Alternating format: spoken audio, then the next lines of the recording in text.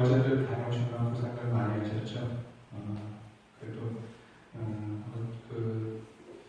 우리 능선 박사님 또 우리 특히 무엇보다도 우리 수미단 목사님 고생 많이 하셨는데 우리 수미단 목사님, 능선 목사님 두 분 위해서 우리 박수 한번 쳐주시기 바랍니다.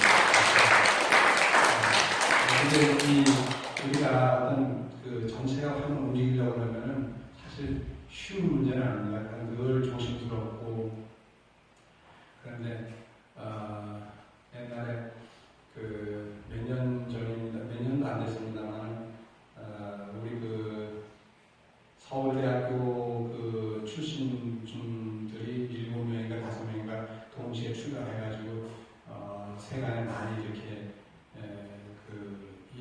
이름이 오르내는 그런 아주 큰 유명한 그런 스님들이 있습니다. 근데 그 스님 중에 제가 이름을 댈 수는 없지만 그 중에 한 스님이 얼마 전에 작년인가 언젠가 그 라오스에 갔다 왔습니다. 라오스를 갔는데 거기서 우리 차가 우리 이 스님이 인솔해간 이 차가 여러 명이다 보니까 차에 세 대인가 몇 대를 중에 나누어 타고 간답니다. 그러니까 보통 한 대에 7명에서 음식을 타게 되면은 한 30명 정도 되니까 그렇게 아마 탔던 것 같아요. 근데 이 팀에서 차가 굴러가지고 5명인가 몇 명이 세상을 떠났습니다. 그래서 왔는데 우리 같으면 보통 얼마나 그게 마음이 안타까워요. 근데 그런 일을 가서 외국까지 갈 그런 일을 당하고 왔으니 그 스님의 마음은 또 오죽하겠습니까? 어떻게 보면 우리가 일반적으로 보면 징계감이긴 합니다. 아무리 그가 잘못은 없다 하더라도 징계감인데 또 우리 세상 사람은 안 그러거든. 특히 스님의 불자님들은 그래도 우리 스님이 무슨 잘못이 있어라고 그렇게 하지만 사실은 일반 사회에서 어떤 공무원이 이렇게 인솔해 갔다 그랬다면 징계감이거든요. 그런데도 우리 스님의 불자님들은 워낙 인심이 좋아가지고 그건 절대 그럴 수가 없지 그래가지고 이제 했다고 하는데 어디 이렇게 가게 되면은 제일 걱정되는 게 뭐냐면 안전사고입니다. 그러니까 이번에도 우리 윤성 거사님께서 이 여행자 보험을 다 들었어요. 저는 그 전에 몰랐는데 오늘 어제 그걸 보면서 참 완벽하게 준비를 하시는 분인가 싶어서 참 좋았습니다. 우리 윤성 거사님 그런 쪽에는 박수 한번 더 받아도 됩니다. 나중에 문제가 생기더라도 어떻게 그 보상을 받을 수가 없잖아요. 근데 여행자 보험을 들어놓게 아무리 국내 여행이지만 하루지만 여행자 보험을 들어놓게 되면 그래도 우리가 어떤 그런 안전장치는 되어 있으니까 그런데 마찬가지로 우리가 삶을 살아가면서도 어떤 단체를 이끌어가는 것이 그렇게 쉬운 문제만은 아니라는 것. 그래서 저도 저지만 신물을 맡았던 우리 수미단 목사님 그리고 능선 목사님 마음을 얼마나 많이 신경 썼을까 생각하니까 그냥 제가 마음이 숙연해집니다. 두 분에게 어쨌든 감사드리고요. 여러분들 오늘 대구에 계시는 김선호 목사님 이렇게 와 계시는데 아드님이 얼마 전에 세상을 하식을 해서 오늘 백제를 맞이하게 됐습니다. 그래서 우리 김선호 목사님의 아드님이 좋은 곳에 갈 수 있도록 그렇게 우리 다 같이 복경을 했는데 남은 시간도 우리가 정말 그런 마음으로 했으면 싶습니다. 저한테 사진을 보여줬는데 너무 잘생긴 친구였어요. 정말 잘생긴 친구였는데 92년생이니까 뭐 지금 25살밖에 안 됐잖아요. 근데 세상을 떠났습니다. 참 좋은 곳에 가도록 이렇게 정말 간절히 그동안 쭉 100일 동안 시간 날 때마다 축원을 올렸습니다만은 오늘은 이제 마지막으로 백제가 되는 그런 날이 되겠습니다. 그 동건이를 위해 가지고 우리가 시장보살 보능경 약창기의 93페이지 한번 펴시면 되겠습니다. 그래서 한번 같이 한번 좀 이렇게 읽도록 그렇게 하겠습니다.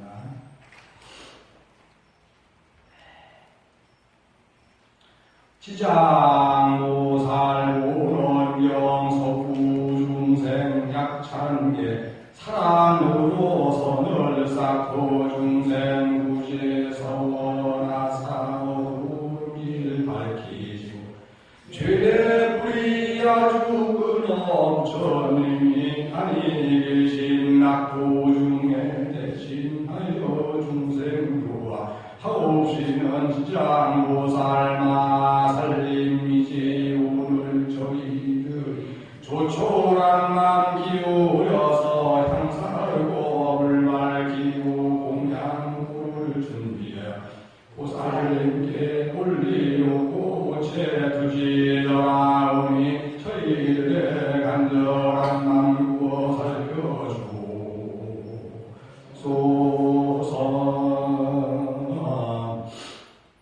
두 단락 가지고 같이 한번 보겠습니다. 사랑으로 선을 쌓고 중생구제 서원하사 어두운 길 밝히시고 죄의 뿌리 아주 끊어 부처님이 안에 계신 낙도 중에 대신하여 중생교화하시는 지장보살 마하살님이겠습니다. 지장보살 마하살님은 부처님이 안 계시는 무불시대에 없을무 부처보다 부처님이 안 계시는 지금 이 시대에 부처님을 대신하는 그런 부처님입니다. 우리 지장보살님을 부처님이라고 부를 수도 있어요. 왜냐면 부처님이 안 계신 시대에 부처님을 대신하는 그런 분이기 때문에 우리가 지장보살님을 정말 위대한 그런 부처님으로 볼 수 있는 거죠. 전 세계 어딜 가더라도 지옥에 부처님 계신 그런 종교는 오직 불교밖에 없습니다. 지옥의 중생들을 붙여서 지옥까지 간다고 하는 것은 그건 쉬운 문제가 아닌데도 불구하고 우리 지장보살님은 거기까지 가셨습니다. 지장보살님에 대한 이야기가 재미있는 이야기가 있는데 지장보살님이 이제 땅자에다 가출장자 쓰잖아요. 그래서 하루 이렇게 지장보살님이 길을 가다 보니까 너무 추운 겨울에 어떤 그 달달 떨고 있는 사람이 있어요. 그래서 자기 옷을 다 벗어주고서 또 알몸이 돼버리니까 그냥 사람을 막 지내고 그러니까 옷을 벗어주고 자기는 논두렁 밑에 이렇게 숨었답니다. 근데 지나가는 여인이 그걸 보고서 어떤 여인이 스님 왜 그러세요? 이렇게 추워서 어떻게 하세요? 막 가서 옆에서 이렇게 해서 했는데 그걸 지나가는 다른 사람이 본 거예요. 그러니까 이 지장보살님은 알몸입니다. 알몸만 다른 게 있죠. 알몸과 알몸이 만나면 우리는 사랑을 나누잖아요. 근데 알마음과 알마음이 나누면 뭘 나눌까요? 정말 더 깊은 사랑을 나누겠죠. 알마음과 알마음. 근데 이 알몸의 지장보살을 만보고 그리고 거기 옆에 여인이 서 있는 걸 누가 지나가는 걸 본 거야. 그래가지고 가서 안 좋은 소문을 다 퍼뜨리는 거예요. 지장보살님 말이야. 응? 아주 알몸으로 어떤 여인하고 같이 있더라고. 얼마나 그거 엄청난 얘기예요. 그런데 그게 퍼지다 보니까 나중에 지장보살님이 뭐가 되냐면 지장보살님이 바람둥이가 되어버린 거예요. 지장보살님은 바람둥이가 아닙니다. 정말 너무 지나가다 보면 너무 불쌍해서 그 사람에게 추위를 떨리는데 그 사람을 위해서 옷을 벗어줬는데 자기 알몸이 돼버리니까 요즘 같은 경우에 겉옷 하나 턱 이렇게 캐주얼 바람막이 하나만 벗어줘도 되는데 옛날에는 팬티가 없었던가 봐요. 그래서 다 벗어주고 나니까 겉옷 벗어주고 나니까 알몸이 돼버린 거예요. 지금도 실제 미얀마라든가 타일랜드라든가 스리랑카라든가 이런 남반구교 쪽으로 가게 되면 스님들이 뭐만 입는지 아세요? 가사 하나밖에 안 입습니다. 속에 팬티 입는 줄 아시죠? 아닙니다. 안 입습니다. 만약에 여러분이 한번 슬쩍 지나가서 장난 한번 치려고 이렇게 한번 슬쩍 걷어보세요. 하나마다. 왜냐면 안 입어요. 팬티를 안 입습니다. 그렇기 때문에 그 스님들은 화장실 가더라도 어딜 들어가죠? 남자 화장실 들어가도 반드시 좌변기가 있는 그 안에 들어가서 소변을 보고 나오지 서서 안 봅니다. 서서 그렇잖아요. 저는 제가 우리 여기 벽계박사님하고 제가 2010년도에 2010년도 맞죠? 캄보디아를 갔다 왔는데 제가 외국에 나가면 거의 장사를 안 벗고 다닙니다. 늘 입고 다닙니다. 아프리카 있을 때도 엔간하면 안 벗고 막 이렇게 뭐 일을 하려 했더니 이걸 못 입지만 그렇지 않고 일반적으로 다닐 때는 항상 이걸 입고 다니고 왜냐면 이걸 입으면은 행동이 함부로 하지 않습니다. 내가 옷값을 하느라고 여러분들 예비군복 입으면 다 그냥 자세가 흐트러지는데 평소에 직장에서 흐트러진 자세 보이진 않지 않습니까? 왜? 옷이 자기 자신을 그렇게 만들어줍니다. 그런데 예비군복 입어보세요. 자유로우니까 욕도 잘하고 그냥 하여간 막 함부로 이렇게 하지만 그러나 유니폼이 완벽하고 정장을 하게 되면 그렇게 함부로 안 합니다. 그것처럼 저도 어디 나가면 항상 이걸 입고 다녀요. 앵간하게 입고 다녀요.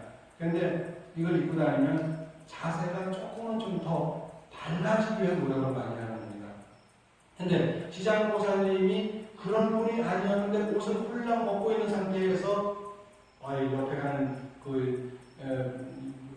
부인이 어떤 여인이 보니까 스님 너무 안 됐으니까 그래가지고 지장보살님이 스님이잖아요. 안 됐으니까 스님 지장보살님이 나서 스님 이래가지고 어떻게 하시겠어요? 어떻게 하는데 괜찮다고 막 갈아볼게 하나 저쪽에 가서 보니까 막 오래는 걸고 이게 손을 이렇게 하니까 오래는 걸고 있는 거야. 그러니까 그걸 보고 가가지고 오해를 해가지고 지장보살은 바람둥이다 이래가지고 해버린 거예요. 그런 경우 많습니다. 한 가정에서 아이를 기를 때, 두 아이를 기를 때 한 아이는 정말 모범이에요. 정말 모범인데 이 아이는 넌 바람둥이 같아 라고 하면 그 아이 바람둥이 되어버립니다. 그런데 정말 바람둥이 기질이 있는데도 불구하고 얘는 참 모범이야 라고 하면 그 아이는 모범으로 갑니다. 그러니까 가장 가까운 사람은 뭐예요? 부모잖아요. 가장 가까운 사람이 아내잖아요. 가장 가까운 사람이 남편이잖아요. 그 남편이 아내를 보고서 정말 당신은 참 괜찮은 여자야. 오직 나만 사랑해주니까 참 멋있어. 아름다워라고 하면 그 여인이 아내가 혹시 다른 마음을 갖고 있다 하더라도 그 마음을 못 갖는 겁니다. 왜? 이렇게 나를 믿어주는 남편이 있는데 그 아내가 남편을 위해서만 헌신을 하죠. 근데 만약에 아내가 남편 보고 당신은 좀 끼가 있어, 좀 이상해 라고 하게 되면 한마디도 못 믿겠어라고 하면 그 남편이 진짜 바람둥이 되어버립니다. 왜? 아내가 안 믿어주니까. 그 믿음이라고 하는 게 그렇게 중요한 거예요. 제가 명심보감을 배우면서 제가 15살 명심보감을 배우면서 제일 좋아했던 말이면 무슨 말이냐면 용인이어든 의인이어든 막용하고 용인이어든 무리하라. 의심되는 사람은 처음부터 쓰지 마라. 그리고 한 번 썼다 하면 그 다음부터 의심하지 마라. 실컷 써놓고 왜 중간에 가지고 너 좀 이상해라고 그러면 안 되죠. 처음부터 안 쓸 사람이면 이 사람 쓰면 안 되겠냐고 해서 안 쓰면 끝까지 안 써야 되는데 이 써놓고 나가지고 나중에 가지고 온갖 추측 다 해서 의심하게 되면 이 사람은 아무리 깨끗한 사람도 의심을 받기 시작하면 그렇게 행동이 돼버립니다. 자기가 그걸 알았을 때는 그렇게 행동이 돼버리는 거예요. 근데 지장보살님은 워낙 뛰어난 분이잖아요.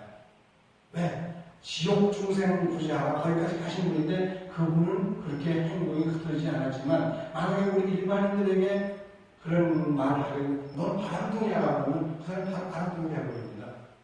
아주 굉장히 중요한 얘기입니다. 이 얘기는요.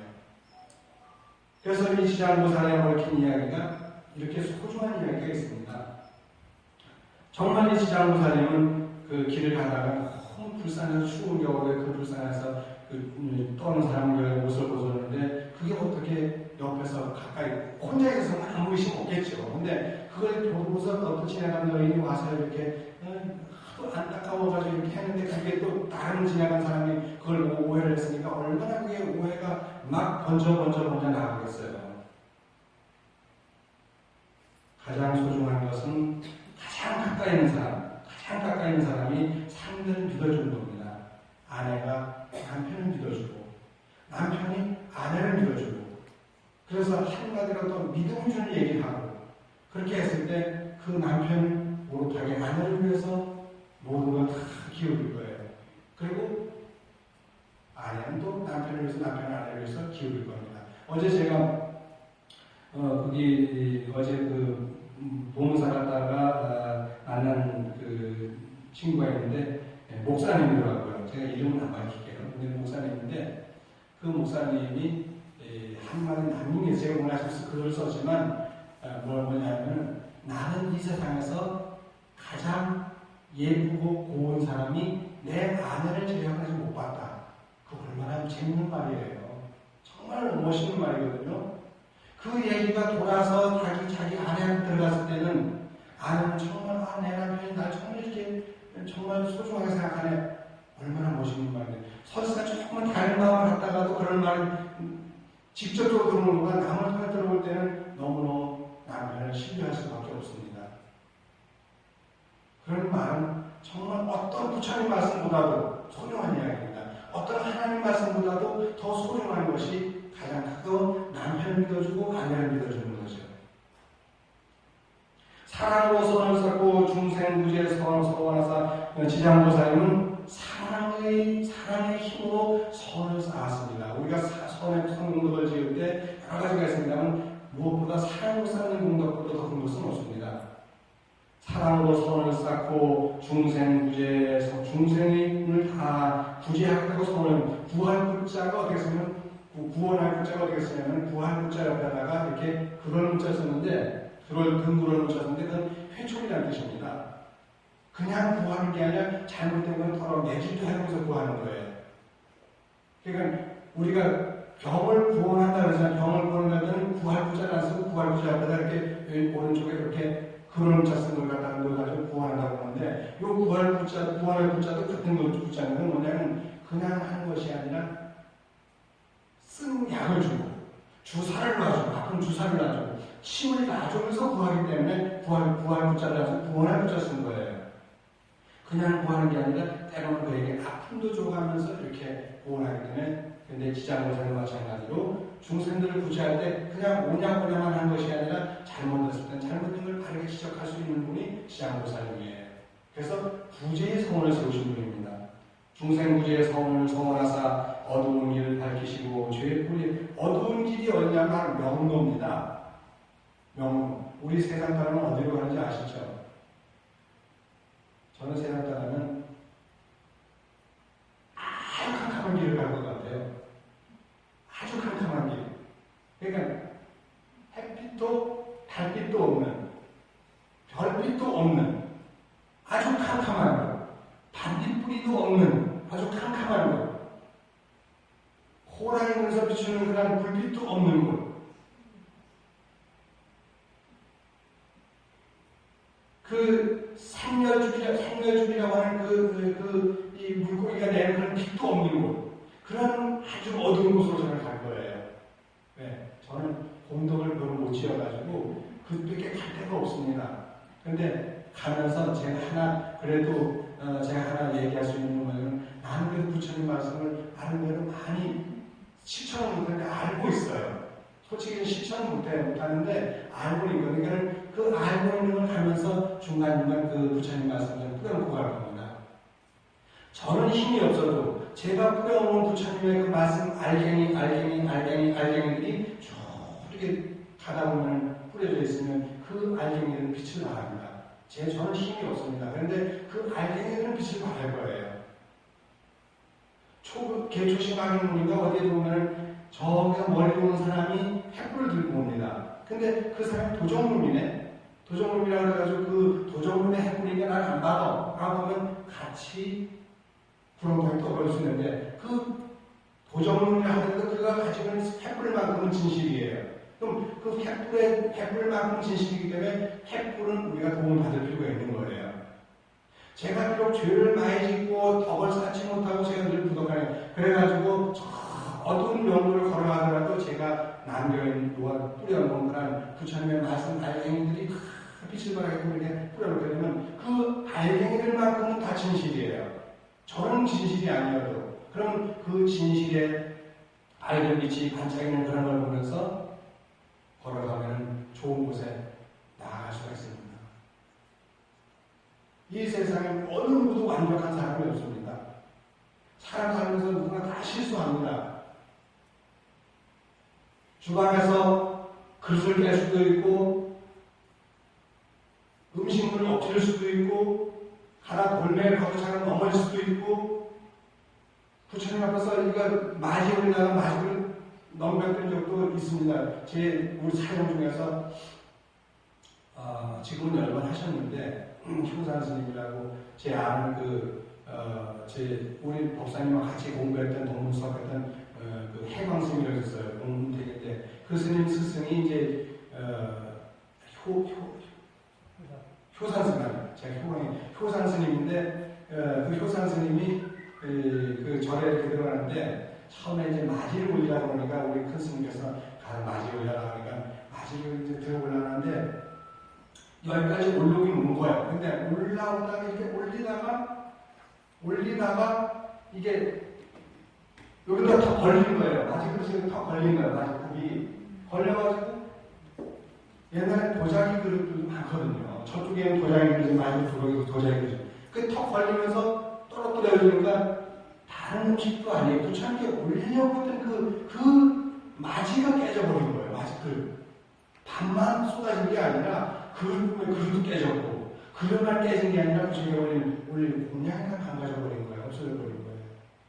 근데 그거를 우리 고함 스님께서, 그때가 우리 스님께서 한 50대밖에 안 되시는 젊은 때입니다. 90세에서 열반하셨지만, 어쨌든 젊으신 때죠. 그런데 스님께서 됐다. 부처님께서 이미 모든 중생들, 아기 중생들 먼저 먹이려고 다 그런 거니까 잘했다. 다시 지금부터 지어올리면 된다. 부처님께 올릴 바지를 왜 깼냐 이게 아니라 부처님의 그 자비 공덕이 너무 크시기 때문에 당신이 먼저 안 드시고 저 아기 중생들 먼저 나눠주려고 일부러 그렇게 그릇을 깬 거야. 네가 깬 게 아니고 부처님이 일부러 그렇게 깨신 거야. 그러니까 지금 다들 열심히 해서 정성을 지어서 맞이를 올리려는데 이 옆에서 그걸 보는 그 사람들이 너무 감동을 했죠. 다른 사람들은 이놈이 이게 부처님한테 맞을 이게 올려 돼? 바로 호령 나가죠. 바로 나가죠. 근데 스님께서는 그래 잘했다. 응? 우리 부처님께서 하실 일을 네가 알아서 했구나. 부처님께서는 중생들 위해서 이게 아기 중생들 먼저 먹이려고 그렇게 하셨는데 얼마나 네가 그 일을 잘했냐 그렇게 하신 분이세요. 우리 고함스님에 계시진 않지만 우리 스님께서 이럴 때 박수 한번 보내주셔야 됩니다. 정말 멋있는 분이세요. 살아서 살면서 항상 실수를 하기 마련입니다. 근데 그런 실수까지도 다 감쌀 수 있는 분이 누구냐? 부처님이고 그런 분이 누구냐? 바로 부처님의 그 큰 감싸움을 배울 수 있는 사람들이 바로 우리 불자들이잖아요. 우리 불자들이 부처님을 배우다 보면서 그분의 마음씨를 배우지 않고 말만 배운다는 의미가 없습니다. 아무 의미가 없습니다. 저는 비록 제가 덕을 쌓지 못하고 법력이 약해가지고 가다가 어두운 길을 저승길이라는 게 원래 어두우니까 어두운 길을 가더라도 제가 뿌려놓은 부처님의 말씀의 알갱이들은 다 빛을 발해서 제 길을 따라오는 사람들은 그래도 빛을 받고서 좋은 곳으로 갈 겁니다. 저는 그렇게 분명히 믿습니다. 왜? 부처님 말씀만큼은 그건 진실이니까요. 제가 지금도 앞으로 세운 서원을 난 내 삶이 다한 날까지 나는 부처님 말씀을 전하는 쪽으로 글 쓰는 쪽으로 내가 하겠다 그 생각을 하고 있습니다. 이럴 때 박수 한번 주셔도 감사합니다. 중생들의 서원하사 어두운 길을 밝히시고 명문은 정말 어둡습니다. 어두운 명자가 어떻게 쓰냐면 이렇게 민간머리 밑에다가 나리자 썼고 그 다음에 여선자 썼습니다. 민간머리라고 하는 것은 뭐죠? 민간머리 밑에 나리자가 태양이 간머리 밑으로 들어간 거예요. 그건 무슨 말이죠? 태양이 지구 저편으로 넘어갔습니다. 그 넘어갔는데 이제 물리학적으로 지구 저편으로 넘어가는데 옛날에는 다 지구 저편으로 넘어가고 땅 저편으로 넘어갔다고 봤죠. 지구가 도는 게 아니라 해가 넘어갔다고 봤으니까. 근데 그 시간이 얼마냐? 6시간 동안이에요. 그래서 어두울 명제 보면은 밑에다가 6문자 쓴 겁니다. 6시간 동안 어둡다. 그럼 나머지 6시간 동안 밝을 거 아니에요. 그럼 6시간이 옛날엔 자축인명으로 따졌기 때문에 6시간이 요즘 12시간이죠. 하루가 24시간이니까 절반은 어둠이고 절반은 밝음입니다. 이 말은 굉장히 중요한 얘기인데, 왜냐하면 이 어둠의 명자는 전 세계 어디서나 쓸 수 있는 글자입니다. 왜? 중국에서만 쓰이는 글자가 아니에요. 중국에서 이 어둠의 명자가 쓰이게 되면 그 어두운 시간이 다 지나면 그 글자가 어디서 쓰이겠어요? 서양 쪽에서 쓰이겠죠. 그래서 서양은 그때 이제 어둠이 시작되니까. 그러니까 지구의 절반이 어두운 문자를 쓸 때는 한쪽에 밝은 문자를 쓸 때고, 한쪽이 밝은 문자를 쓸 때는 한쪽은 어두운 문자를 쓸 때고, 둘 다 명자가 들어간다면, 그런데 이 어두운 길은 저승세계만큼 어두운 길이 없습니다. 어두운 길을 밝히시고, 죄의 뿌리 아주 끊어. 죄가 다 있습니다. 여러분도 있고, 저도 있고, 죄 없는 사람은 아무도 없습니다. 죄 없는 생명은 이 세상에 단 하나도 없습니다. 왜? 우리가 지구라고 하는 이 망은 그물망자죠. 이 네트를 벗어나지 않으면 네트가 뭐예요? 지구를 감싸고 하는 모든 대기권을 불교에서는 네트라고 봅니다. 넷이라고 봅니다. 그러니까 망이라고 보는 거예요. 근데 이걸 우리 요즘 현대용어로 뭐라고 그러죠? 대기권이라고 하지 않습니까? 이 대기권 내에 있는 이 지구에서 살아가는 한은 우리는 누구도 죄의 그물을 벗어날 수가 없습니다. 아무도 벗어날 수가 없습니다. 이 지구를 벗어날 수 있는, 죄의 지구를 벗어날 수 있는 자는 누구냐? 오직 부처님 한 분밖에 없고, 누가? 지장보살 정도 돼야만 가능합니다. 관세음보살 제가 끼워드릴게요. 관세음보살 좀 더 서운해하시는 것 같아요. 그래서 얼른 끼워드려야 돼요. 관세음보살님, 지장보살님은 충분히 탈출 속도를 가지는 분이세요. 탈출 속도 우리 알죠? 우리 저기 관세음보살. 탈출 속도 알아요? 몰라요? 지구가 잡아당기는 힘이 얼마나 센지 아시죠? 지구가 잡아당기는 힘 때문에 우리가 살고 있어요. 그런데 우리가 지구를 벗어나려고 하면 얼마 정도의 힘이 필요하냐면 탈출 속도에 해당하는 그 힘이 필요합니다. 그럼 탈출 속도라고 하는 그 힘이라고는 뭐냐면 지구에서 튕겨 나가는, 지구를 박치고 나가는 그 힘이 얼마 정도 빨라야 되냐면 1초 동안에 11.2km를 벗어나야 합니다. 1초 똑딱하는 동안에 지구를 여기서 벗어나야만, 그런 정도 속도를 돼야만 탈출 속도가 가능한 거예요. 안 그러면 영원히 우리는 대권에서는 도무지 이거 지구를 벗어날 수가 없습니다. 어떻게 벗어날 수 있겠어요? 근데 그 탈출 속도를 가진 분이 누구냐? 물리적으로는 인공위성이지만 성공한 인공위성이에요. 성공 못하면 가다 보면 떨어져 버리죠. 성공한 인공위성이고, 그리고 생명을 가진 존재 중에는 오직 부처님만이 가능한 겁니다.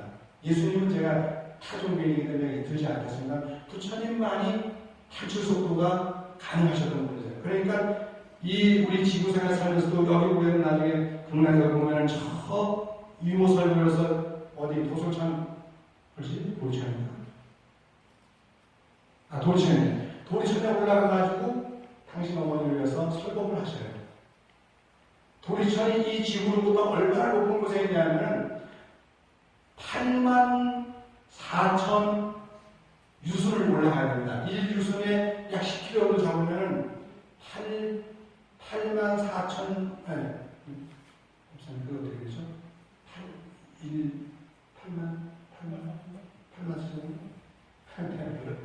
84,000 유순이면 10km면 84만 km 올라가야 돼요. 84만 km를 올라가면 지구가 이렇게 둥그러면, 지구가 지름이 얼마 정도 돼요? 13,000km밖에 안 되죠? 그러면 이거 지구를 몇 개 포개놔야 돼요? 엄청 많겠죠? 이 지구 최소한 50개 정도를 포개놔야, 지구 50개 정도 포개놓은 그 높이로 올라가야 되는데, 우리는 만일 가만 올라가도 산소가 모자라 우리 살지 못합니다. 근데 부처님은 그 돌산에 올라가셔가지고 어머니를 위해서 법을 설하신 게 바로 이 지장보살 광경이에요. 부처님의 정말 부처님이 올라가셔서라고 하는 그건 나중에 제가 밝혀드릴게요. 정말 부처님이 올라가셔서 이 지구상에서 길들여진 이 육신까지 올라가시다라고 하면 제가 오늘은 말씀하는데 제가 드리면은 전 충분히 말씀드릴 수 있는 자격이 있습니다. 물리학적으로 제가 이거 연구를 해보면 충분히 자격이 있는데 제가 여기서 오늘 그 얘기하면 여러분들 대사 안 돼요. 여러분 놀래가지고 안 되니까 그래도 시간이 그 얘기를 하면 시간이 많이 걸려요. 정말. 그런데 어쨌든 이 부처님께서는 관지장보살께서는 어두운 길을 밝히시고 죄의 불을 아주 끊어버린 모든 중생의 죄의 불을 아주 끊어서 부처님이 안에 계신 낙도 중에 대신해서 지금 이 시대입니다. 대신해서 중생교와 하옵시는 그런 지장보살님은 마하살이십니다. 그냥 보살이 아니고 뒤에 마하살이 붙습니다. 아주 위대한 보살이죠. 이제 한 2, 3분만 더 하고 끝내겠습니다. 이제 오늘 저희들이 조촐한 마음 기울여서 이제 오늘 이렇게 위대하신 분이라는 걸 우리가 선정해놓고 지장보살님은 이제 오늘 저희들이 조촐한 마음 기울여서 향사로 불을 밝히고 공양물을 준비해요. 근데 여러분들 여기 보니까 꽃이 없어요. 오늘 아까 제가 향화창에서 향화창 올리면서 그때는 꽃이 있으면 참 좋겠는데 부처님한테 꽃이 올리고 향을 청하는 그런 향화창 하는데 꽃이 없잖아요. 여러분 부처님께 올리는 꽃공양은 공덕이 정말 무한됩니다. 저 미얀마나 타일랜드나 스리랑카 이런 데 가게 되면 제일 뭐부터 합니까? 항상 꽃공양부터 올립니다. 향공양, 등공양이 나오죠. 그런데 향도 불도 밝히지만 소중한 게 뭐죠? 부처님께 꽃공양 한번 올리시면 내 마음이 꽃이 되는 거예요. 내 마음이 꽃이 되려면 부처님께 꽃공양 올리시면 됩니다.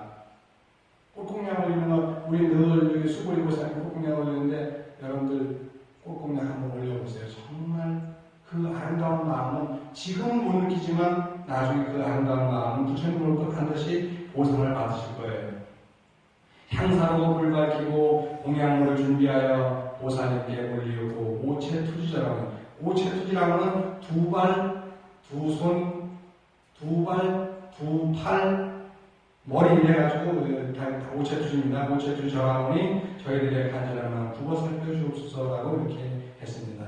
바로 오늘 읽은 이 지장보살법의 약청계의 내용을 오늘 대구 동구 율하서로 85 이편한 세상 세계 육상 선수촌 아파트 168동 1502호에 거주하시는 김선호, 김지수 두 불자님의 아들인 광산인 김동건 여가에게 이 계송을 봉헌을 하고요. 아울러 백중 천도기도에 동참하신 모든 유폐영광들에게도 이 공덕을 함께 올리겠습니다.